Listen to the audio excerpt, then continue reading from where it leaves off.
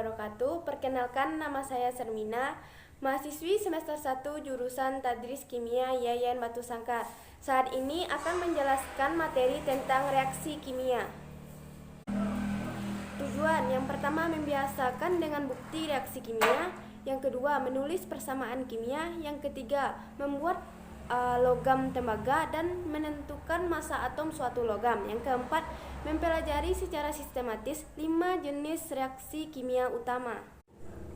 Terdapat 5 macam jenis reaksi kimia utama. Yang pertama penggabungan, yang kedua penguraian, yang ketiga penggantian, yang keempat penggantian ganda, dan yang terakhir penetralan.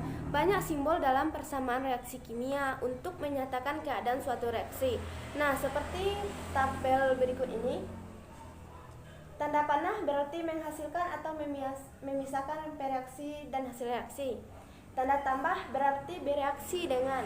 S berarti solid, L liquid, G gas, Q aqueous. Tanda panah dengan X di atasnya berarti reaksi menggunakan katalis X. Sedangkan tanda panah ke bawah serong kiri berarti mengendap. Sedangkan untuk tanda panah ke atas yang serong kanan berarti menguap. Tanda panah ke atas berarti pemanasan. Dalam menuliskan persamaan diperlukan ramalan bentuk hasil reaksi. Nah, untuk membantu dalam menuliskan persamaan reaksi, diberikan hasil berupa perkataan untuk masing-masing reaksi. Nah, lalu diminta untuk merubah perkataan menjadi persamaan reaksi. Jenis reaksi pertama adalah pembuatan satu senyawa dari 2 macam zat atau lebih. Nah, reaksi ini dikenal juga dengan penggabungan. Dengan rumus A, bereaksi dengan Z menghasilkan AZ. Contohnya, seng yang bersifat solid ditambah oksigen yang bersifat gas menghasilkan seng oksida yang bersifat solid. Jenis reaksi yang kedua disebut juga dengan penguraian, di mana satu senyawa pecah menjadi 2 senyawa sederhana atau lebih, biasanya dengan pemanasan. Nah, dengan rumus AZ terurai menjadi A tambah Z. Contohnya, nikel 2 klorida heksahidrat yang bersifat solid terurai menjadi nikel 2 klorida yang bersifat aqueous ditambah air yang bersifat gas. Reaksi yang ketiga yaitu penggantian.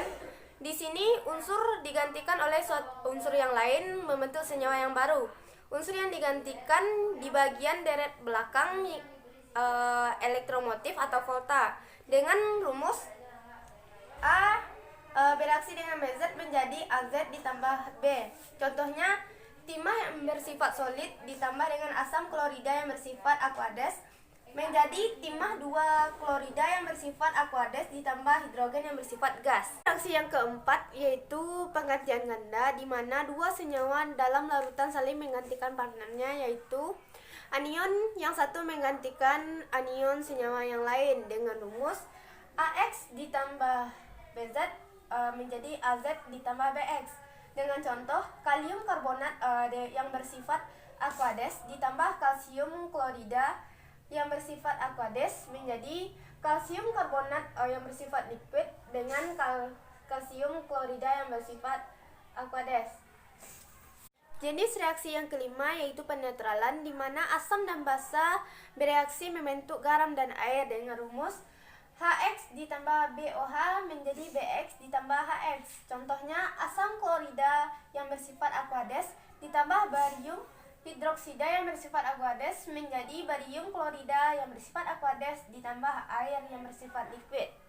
Reaksi penetralan sebenarnya berupa reaksi penggantian ganda khusus, di mana satu kationnya adalah hidrogen dan satu anionnya adalah hidroksida. Hidrogen dari asam menetralkan hidroksida dari basa membentuk air.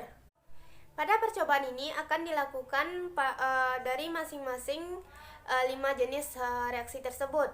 Nah, bukti reaksi ini diamati dengan seksama dan dicatat.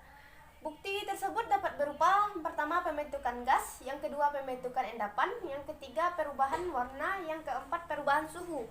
Pada percobaan ini kita juga akan membuat logam tembaga dari logam yang belum diketahui. Logam tersebut menggantikan tembaga dari larutan tembaga sulfat sebagai berikut, yaitu L yang bersifat solid ditambah dengan CuSO4 yang bersifat aqueous menjadi LSO4 yang bersifat aqueous ditambah dengan Cu yang bersifat solid.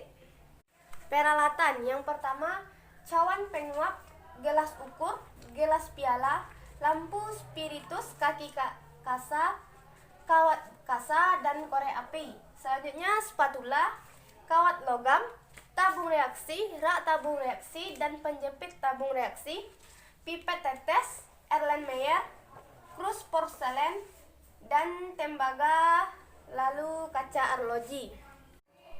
Selanjutnya yaitu bahan-bahan kimianya. Yang pertama, bubuk seng. Yang kedua, bubuk belerang. Yang ketiga, tembaga 2 sulfat pentahidrat padat. Yang keempat, natrium hidrogen karbonat padat. Yang kelima, potongan kayu atau lidi. Yang keenam, perak nitrat, asam klorida, air suling, kawat tembaga, logam magnesium, logam kalsium, raksa 2 nitrat 0,1 m, aluminium nitrat 0,1 m, natrium fosfat 0,1 m, kalium iodida 0,1 m, asam nitrat 0,1 m, asam sulfat 0,1 m, asam fosfat 0,1 m, natrium hidroksida 0,1 m, dan yang terakhir phenolphthalein. Sekian penjelasan materi dari saya. Mohon maaf dalam kesalahan penyampaian. Saya Sermina pamit undur diri.